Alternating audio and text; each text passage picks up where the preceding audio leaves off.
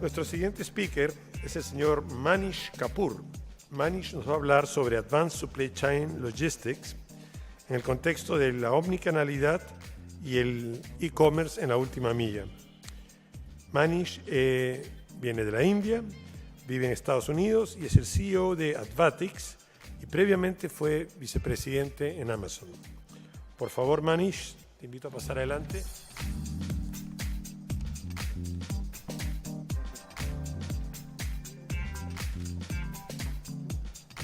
Check. Good morning, everyone. It's great to be back in Chile. This is my third trip to the Congress here, and it's great to see some of you again. It's an exciting space right now. There's so much going on. And in fact, I sat through the presentations last night, and I decided to just rewrite the whole presentation because I didn't want to bore you with the same statistics and facts again.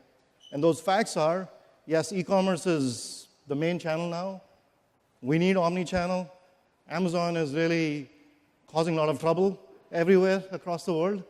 The question is, how do we fight against that, or how do we handle that overall? So I'm going to focus on some practical experience that I have had the opportunity to go through, and some lessons that I think you all can use as well. So you may not know that with Amazon, I got a chance to work in India, China, UK, and the US. And in China, Alibaba was already so far ahead. And I believe that Amazon is still catching up. You know, it's not seen as the leader in China overall. In India, I think we all, for those who were here yesterday, we heard from Ricardo from Falabella that in India, they figured out that logistics was an important piece, and that when we actually put the trucking and the logistics and the supply chain in place even before we went to market in Amazon. So that made a big difference. But even there, the local player, Flipkart, is really causing a lot of challenge for Amazon. In UK, we were actually not getting the customer experience where packages were not getting delivered on time. So we decided to take it on ourselves, and Amazon has its own logistics in UK. Same in the US. You might have heard last week in the news that Amazon is now expanding or offering its logistics services to other companies as well. In US, we launched Amazon Fresh, and then Sunday delivery through USPS. So a lot happened in a few years while I was there. But a lot of people asked me, hey, why are you not with Amazon still? Because I felt like as far as the supply chain is concerned and what the customers are looking for, we've got to go even faster than Amazon. And there are companies that are really going faster than Amazon in the US.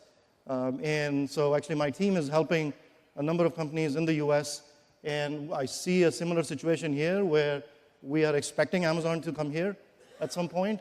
The question is, are we doing everything possible to lead and maintain that gap so that we don't run into a situation when they come here? Let me see if this works. Okay, so a few topics that I'm going to cover is a recap of what's going on in the industry overall and what kind of challenges is it facing for us, what can we do about it, and some solutions that have really worked in different situations. So I shared a little bit of this when I was here last time, 2 years ago, and the big shift that is happening in the supply chain is it used to be what's called a push supply chain, where goods were manufactured, including in China, and they were brought to the market, they were got to the stores, and now you waited for the customers to come buy those things. So you're pushing the product down to the customer. The big change now is the customer is in control, and when they click that button, buy, at that point you have to figure out where do you pick that product from, and how do you get to the customer. So the supply chain actually comes after the purchase now. That's a big change, and that is requiring the supply chains to be really, really adaptive overall and more dynamic. I shared this chart last year where we looked at every year how the changes are happening. On the top, and the blue one is all the e-commerce space. That is e-commerce only companies that started on e-commerce. And at the bottom is retail store space. So the big thing to highlight here is if you see from 2013 onwards, the pace of change is really going faster, quite a lot faster. And so let me zoom into what's happening in the last few years. So if you look at on the left side in blue, you see lots of change all driven by Amazon. So that includes Amazon going into Australia. We heard about that last month. We're hearing that Amazon is putting a team together in Chile. We also know that Amazon bought Whole Foods. Well, it's not about just getting into groceries. We know that those are access points. We know that Amazon is also thinking about click and collect. To me, it seems like the e-commerce companies are going more towards retail, towards stores, and the store companies now have to go faster towards e-commerce so that customers can buy whatever they want. And lots of changes happening in Walmart on the retail side as well. So Walmart has obviously bought Jet.com, and a few weeks ago, there was an announcement about potentially having the employees make deliveries as well for the customers. I wasn't sure if that was a practical idea, but we haven't heard much about it since then. And then Target bought a logistics company as well. So you can see there's a lot of tension from both sides. It's fight for survival overall. So what kind of challenges? Well, there's an omni-channel war going on, if you look at it. Daily in the news, I get up. It's exciting to see, okay, what happened today in the morning. It's pretty exciting. So eBay, for example, a few months ago, went with FedEx Office, their retail stores. So now whoever is selling on eBay can actually go to the store, retail store, and drop the package off. They pack it and they ship it. Of course, Amazon has close to 500 stores now. FedEx is actually partnering with Walgreens. And by the end of this year, they're going to have 8,000 access points across the US where customers can go drop the packages off, or they also have a service where they have a pickup service as well. They hold the package for there. So talk about click and collect. The whole idea is how can we use those access points to help the e-commerce companies that are competing against Amazon in some sense. And then Walmart's e-commerce is actually ramping up really fast. And it took a few years for Walmart to get there. And I had the opportunity to work with them many years ago. And I'm also seeing that here when I'm talking to the retail companies. I've had lots of meetings in the last couple of days. And it's the same challenge. Companies that started with brick and mortar, with stores, are now layering on e-commerce. And they're not necessarily organizationally connected together. They're working as separate teams. They don't have one mission to go after. So how the organization is designed, how you're bringing in the experts to help you, how you're bringing in the right technology and the process changes, all that decides whether you're going to succeed with this or not. There's also a logistics battle going on. As I mentioned, Amazon announced that they're going to externalize their logistics services. And think of Amazon Web Services. Very similar concept. Amazon AWS was Amazon's internal system. And now most of their competitors also use AWS. Think about Netflix. Netflix actually runs on AWS. And now Amazon is competing with Netflix. So it's a pretty interesting battle there as well. And of course, FedEx and UPS are investing and now ramping up, speeding up in providing services for other retailers and e-commerce companies to compete. So when I talk to most of the companies here, it's very typical. I'm seeing the same thing in the US, where the cost is going up. As we're ramping up e-commerce, it's not clear what's going on and why that is happening. And believe it or not, most e-commerce company operations, the logistics cost is more than 50% of the overall operating cost. And the reason, again, is because it has to be more dynamic. Delivering same day, delivering within 2 hours from store to home is a lot more expensive than the old way of supply chain. And labor cost is typically up to 30%. So if you combine those two, that's 80% of your operating cost. And When we go in and start helping businesses, we attack those two areas. That's 80% of your cost overall, and figure out how can we bring innovation in the logistics side and then on the labor side. And there's obviously a lot more detail under this. There's so many different levers that you can pull. In every business, those levers are different. Some companies are more ahead in labor planning. The other ones need more help in execution in their warehouses. So there's no one answer for every company. The other challenge is that customers are expecting faster delivery, cheaper delivery. They actually want it free. And then they want better service overall. So faster, better, cheaper. And in the past, we've talked about you cannot get all three. But there are examples where companies have been able to achieve, with innovation, all three in those situations. So the question really is your organization, is your company prepared to transform dynamically? Can you be the transformers? And the similarity here is, when you see on the top, that's the e-commerce. High tech, can you provide the live visibility? Can you provide tracking? Can you provide real-time messaging to the customer when the package will be delivered? And then transform when they actually walk into your store and provide the same level of experience. And there's a lot of technology and process behind this to enable that. So the question really is, the Megazontron or Amazon is coming to Chile. Are you prepared to be Latin America's Optimum Prime and fight back? And if you're not, you have some aliens coming from US here to help you out. I'm partly joking because after my discussions with a number of companies this trip, we have decided we're going to open up an office here in Latin America as well because of all the change that we're expecting over the next few months. And we want to make sure that the companies have the help here. They're prepared to make that change rapidly. So, this is one example of omni-channel. Let's just put that confusion to rest, that omni-channel does help. I mean, you don't have an option. You have to go after it. Here's an example where when Walgreens went from stores only to store plus web and store plus web plus mobile on the phone, the customers were buying 6 times as much as how much they were buying just with the stores. So we know there's an opportunity there. We have to go after it. Here's one example that I wanted to share about how some companies have used innovation to create solutions that are better, cheaper, and faster. So this slide, when you look at the mailer and the other end, the customer, and the gray path in between, that's really United States Postal Service. This is a typical supply chain flow where you pick up a package from one end, it goes to a consolidation location, you fill up the truck, the bigger truck, and you take it to the other side, you break it down again, and you deliver to the customer.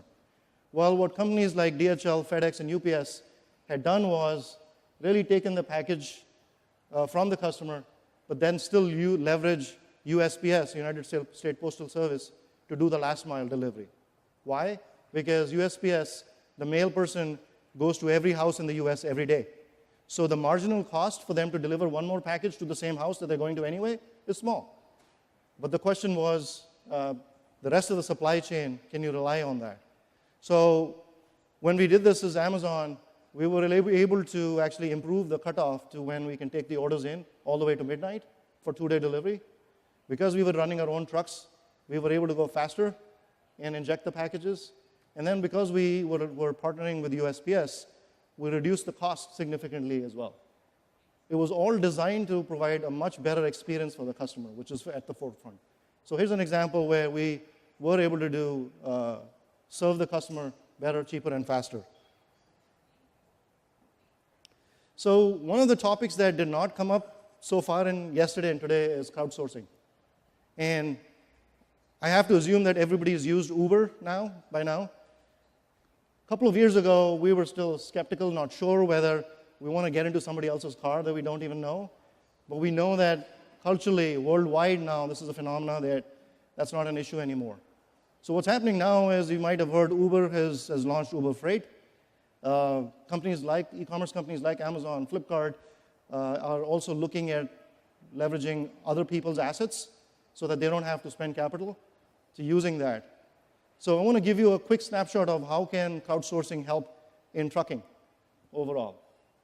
So think about a company one, that's making these blue routes and making these deliveries.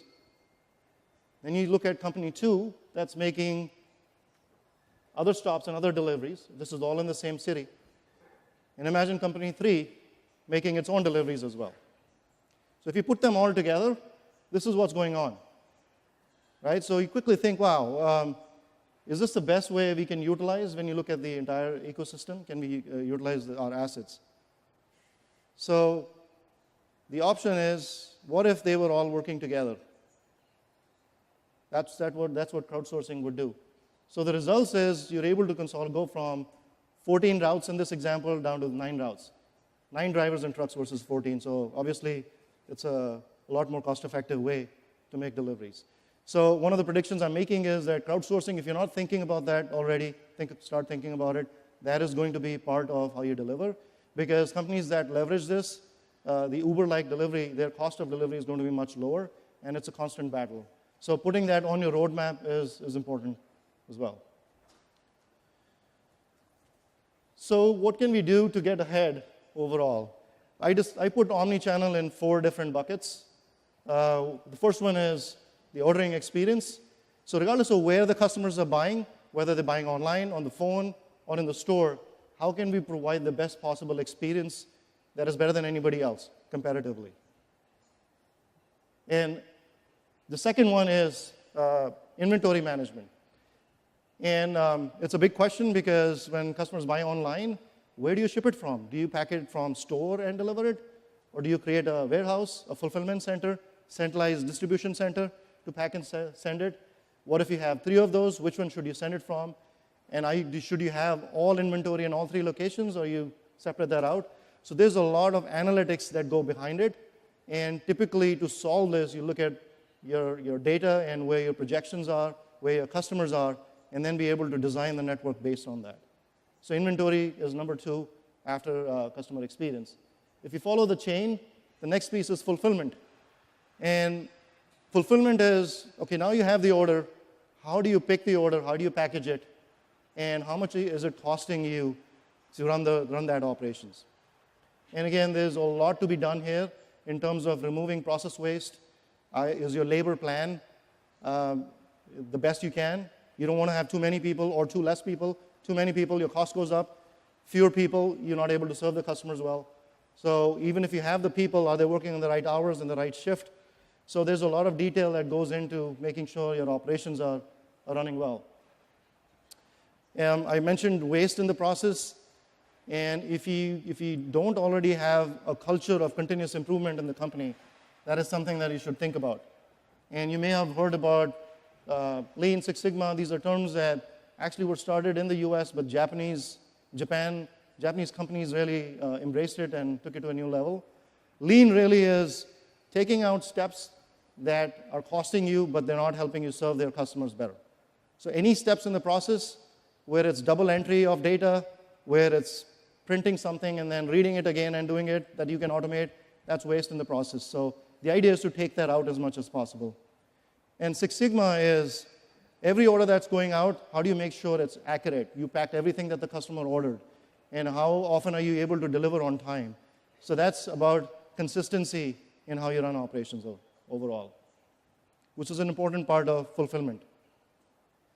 And then most companies, if you look at on the top, the red and green, greens are good steps, which is if a customer ordered something, you have to pick it, you have to pack it.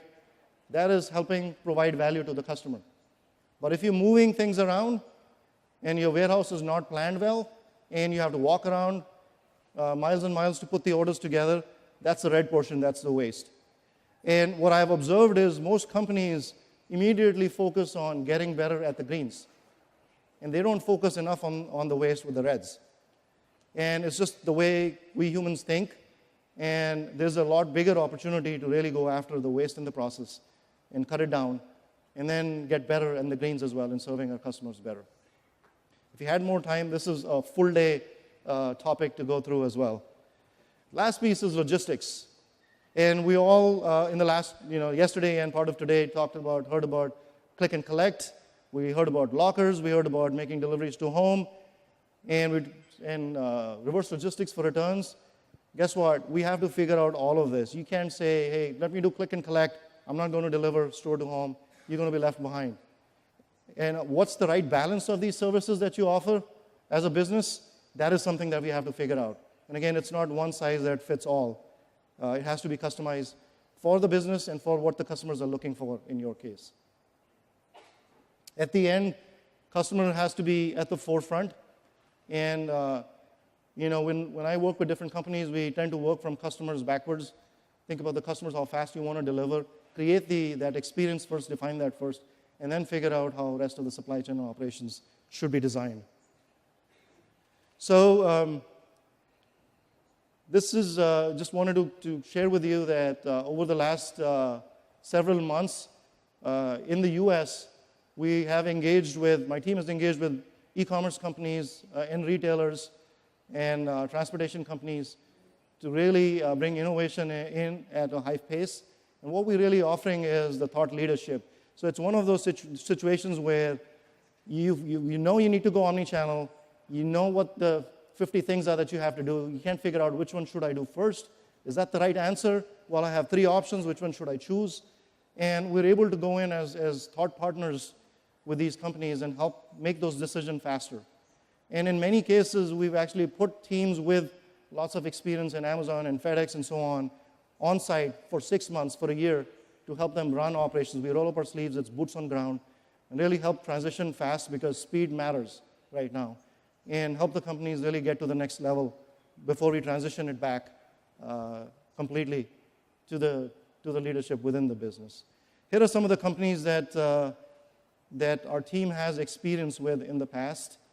Of course, Amazon is there, and FedEx, and a lot of retailers. So I'm really excited to be here and looking forward to some of the new meetings I have tomorrow and rest of the week. And hopefully we'll be opening up an office very soon and get a chance to help some of the companies here in Chile. Really excited about that. Thank you.